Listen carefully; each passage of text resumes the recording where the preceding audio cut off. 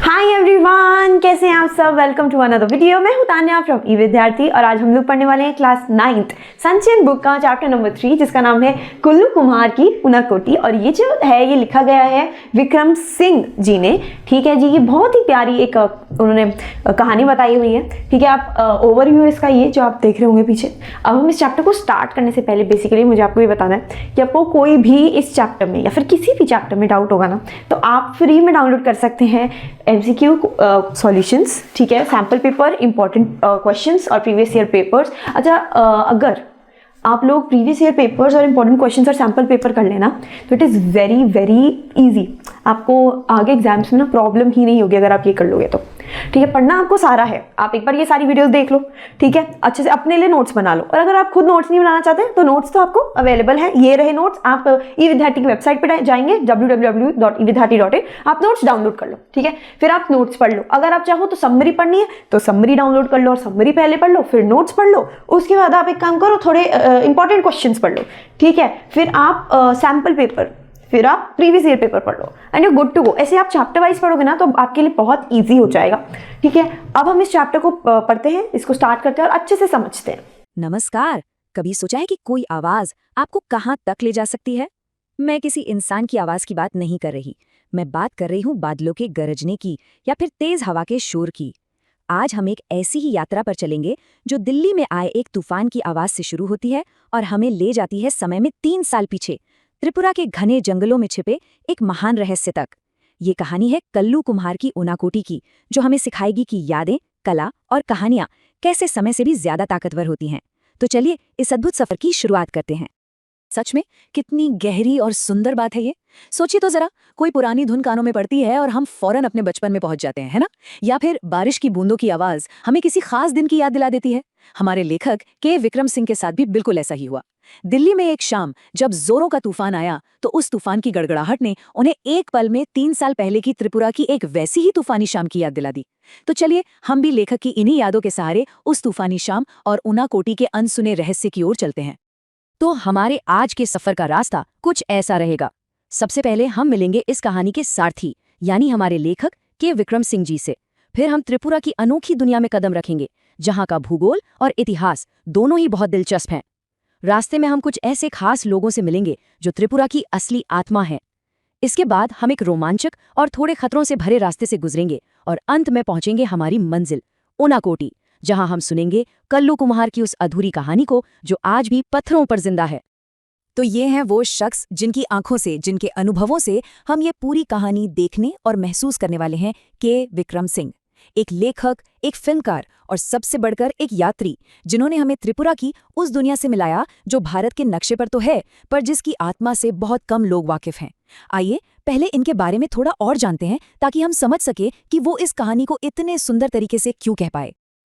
के विक्रम सिंह जी का जीवन किसी एक सीधे रास्ते पर नहीं चला, बल्कि कई मोड़ों और पड़ावों से होकर गुजरा। उन्होंने अपने करियर की शुरुआत एक टीचर के रूप में की, सीखने सिखाने के काम से। इसके बाद वो भारत सरकार में बड़े पदों पर भी रहे, यहाँ तक कि सूचना और प्रसारण मंत्रालय में डायरेक्टर भी बने। लेकिन लगता है उनका दिल हमेशा कहानियों में ही बसता था। उन्हें लोगों से मिलना, उनकी बातें सुनना और उन कहानियों को दुनिया तक पहुंचाना पसंद था। इसीलिए उन्होंने कला और सिनेमा का रास्ता चुना। उन्होंने तर्पण जैसी फिल्में बनाई, कवि और कविता जैसी यादगार टीवी सीरीज बनाई और 60 से भी ज्यादा डॉक्यूमेंट्रीज के जरिए भारत के कोने कोने की अनकही कहानियों को पर्दे पर उतारा। उनका जीवन कला, समाज सेवा और यात्रा का एक बहुत ही खूबसूरत संगम था। अब हम लेखक के साथ समय में पीछे चलते हैं। साल 1999 में। जगह है त्रिपुरा, भारत का एक छोटा सा लेकिन बेहद खूबसूरत राज्य। लेखक यहाँ ऑन द रोड नाम की एक टीवी सीरीज की शूटिंग के लिए आए थे। उनका मकसद था नेशनल हाईवे 44 पर सफर करके त्रिपुरा के विकास की और वहां आ रहे बदलावों की कहानी को कैमरे में कैद करना। लेकिन त्रिपुरा सिर्फ विकास की कहानी नहीं है, ये एक ऐसी जगह है जहां का भूगोल उसे खास बनाता है और जहां का इतिहास आज भी जिंदा महसूस होता है। त्रिपुरा की कहानी को समझने के लिए ये 3 आंकड़े एक चाबी की तरह हैं। पहला, यहाँ की आबादी बहुत तेजी से बढ़ रही है। 34% से भी ज्यादा की रफ्तार से। इसका एक बड़ा कारण रहा बाहर से लोगों का यहाँ आकर बसना। दूसरा, सोचिए ये राज्य 3 तरफ से बांग्लादेश से घिरा हुआ है। इसका मतलब है कि भारत के बाकी हिस्सों से इसका सीधा जुड़ाव सिर्फ एक ही तरफ से है, जो इसे थोड़ा अलग थलग और खास बनाता है। और तीसरा, ये 19 अलग अलग आदिवासी समुदायों का घर है, जिनकी अपनी भाषाएं, अपनी संस्कृति और अपनी परंपराएं हैं।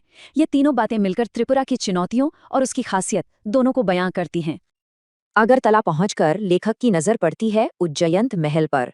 ये शानदार इमारत कभी त्रिपुरा पर राज करने वाले 183 माणिक्य राजाओं की शान और शक्ति का प्रतीक हुआ करती थी। लेकिन आज ये महल राज्य की विधानसभा है। जरा सोचिए इस बदलाव के बारे में।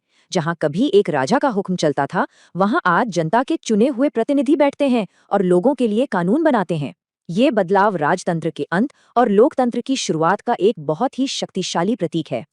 अच्छा, बाहर से लोगों के आने की वजह से त्रिपुरा की आदिवासी आबादी पर कुछ दबाव तो जरूर पड़ा, लेकिन इसका एक बहुत ही खूबसूरत नतीजा भी निकला।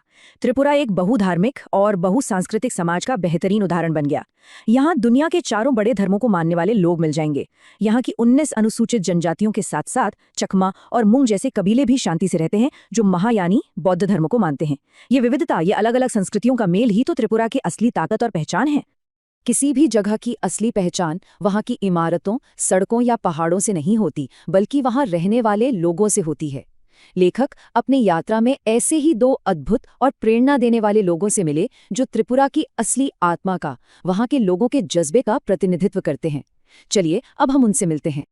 चलिए अब मिलते हैं त्रिपुरा की असली आवाज़ों से। पहले हैं हेमंत कुमार जमातिया।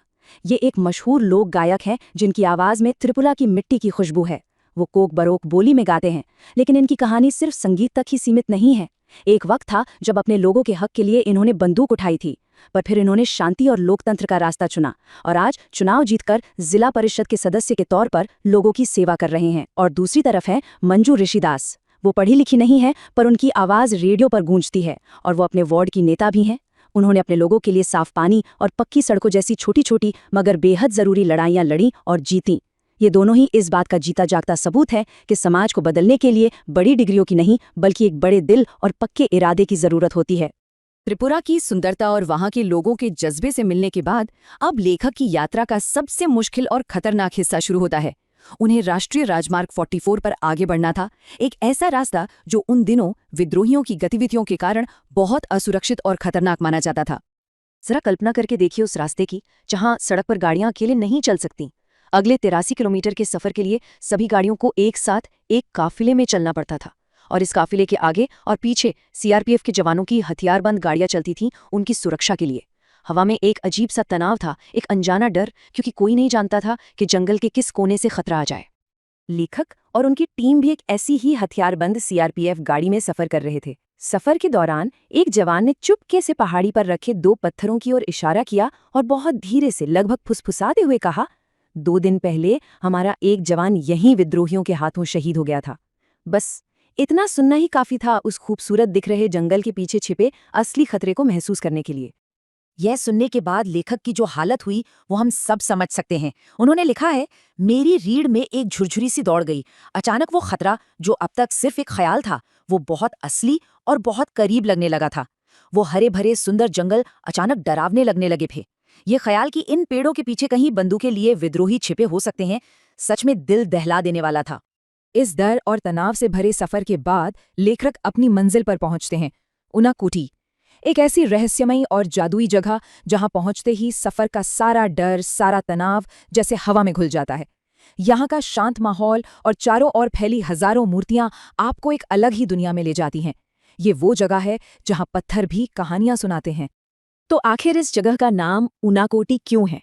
उनाकोटी का मतलब है 1 करोड़ में 1 कम। यहाँ की लोक कथा, यहाँ की दंत कथा ये कहती है कि इस जगह पर देवी देवताओं की 99,99,999 पत्थर की मूर्तियां हैं। जरा सोचिए, 1 करोड़ में सिर्फ 1 कम।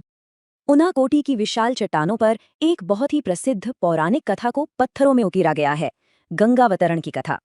कहानी ये है कि जब ऋषि भगीरथ की तपस्या से प्रसन्न होकर माँ गंगा स्वर्ग से पृथ्वी पर उतरने को तैयार हुईं, तो उनका वेग इतना तेज था कि पूरी पृथ्वी नष्ट हो सकती थी। तब पृथ्वी को बचाने के लिए भगवान शिव आगे आए और उन्होंने गंगा को अपनी जटाओं में बांध लिया। उनाकोटी में एक पूरी की पूरी चट्टान पर शिव का चेहरा बना है और उनकी जटाएं 2 पहाड़ों की चोटियों पर फैली हुई दिखती हैं, जिनसे साल भर पानी रिसता रहता है, मानो आज भी गंगा उनकी जटाओं से बह रही हों। ये भारत में शिव की सबसे बड़ी आधार मूर्तियों में से एक है। तो इस जगह का नाम उनाकोटी क्यों पड़ा और हमारे इस पाठ का शीर्षक कल्लू कुम्हार की उनाकोटी क्यों है? इसका जवाब गंगावतरण की महान कथा में नहीं, बल्कि एक स्थानीय लोक कथा में छिपा है। ये कहानी है एक साधारण से भक्त और उसकी एक अधूरी प्रतिज्ञा की। तो कहानी है कल्लू नाम के एक कुम्हार की। कहते हैं वो माँ पार्वती का बहुत बड़ा भक्त था और उसकी बस एक ही जिद थी, उसे शिव पार्वती के साथ उनके घर कैलाश पर्वत पर जाना था। माँ पार्वती ने अपने भक्त की इच्छा पूरी करने के लिए शिव जी से सिफारिश की। शिव जी मान तो गए, पर उन्होंने एक नामुमकिन सी शर्त रख दी। उन्होंने कहा, ठीक है, अगर तुम एक ही रात में मेरी 1 करोड़ मूर्तियां बना दो तो तुम्हें अपने साथ कैलाश ले चलेंगे। कल्लू भी अपनी धुन का पक्का था। वो पूरी ताकत से रात भर काम करता रहा, पर जब सुबह हुई और मूर्तियों की गिनती हुई तो वो 1 करोड़ में सिर्फ 1 कम निकली। बस शिवजी को तो जैसे एक बहाना ही मिल गया। उन्होंने कल्लू को उसकी उन अधूरी मूर्तियों के साथ वहीं छोड़ दिया और कैलाश पर्वत के लिए निकल गए। और कहते हैं तभी से इस जगह का नाम पड़ा उनाकोटी, यानी 1 करोड़ में 1 कम। जिस शाम लेखक ने उनाकोटी में अपनी शूटिंग पूरी की, ठीक उसी समय कुछ अद्भुत और अविश्वसनीय हुआ। अचानक ऊंची ऊंची पहाड़ों के पीछे सूरज डूबा और पलक छपकते ही भयंकर अंधेरा छा गया। देखते ही देखते आसमान में बादल घिराए और बिजली की कड़क और बादलों की गर्जन के साथ मूसलाधार बारिश होने लगी। लेखक को लगा मानो वो कोई सामान्य तूफान नहीं है, बल्कि उस जगह की पौराणिक ऊर्जा जीवंत हो उठी है। ऐसा लग रहा था मानो स्वयं भगवान शिव का तांडव शुरू हो गया हो। और यहीं आकर हमारी कहानी का घेरा पूरा होता है। उनाकोटी की वो तूफानी, वो तांडव करती शाम ठीक वैसी ही थी जैसी लेखक ने 3 साल बाद दिल्ली में महसूस की। और दिल्ली के उसी तूफान की गड़गड़ाहट ने लेखक को और हमें उनके साथ यादों के जरिए वापस त्रिपुरा की उसी शाम उसी उनाकोटी में पहुंचा दिया। है ना कमाल कि कैसे एक आवाज हमें वक्त के पार ले जा सकती है और भूली हुई कहानियों को फिर से जिंदा कर सकती है। कल्लू कुम्हार अपनी शर्त पूरी नहीं कर पाया, उसका सपना अधूरा रह गया, उसकी कहानी अधूरी रह गई। लेकिन आज भी सदियों बाद हम उसी की अधूरी कहानी सुन रहे हैं। उनाकोटी को भगवान शिव से ज्यादा कल्लू कुम्हार के नाम से जाना जाता है। उम्मीद करती हूँ ये चैप्टर आपको अच्छे से समझ आ गया हो, और अगर आ गया हो तो don't forget to like, share and subscribe, ठीक है? और अच्छे से पढ़ाई कीजिएगा। All the best for your exams.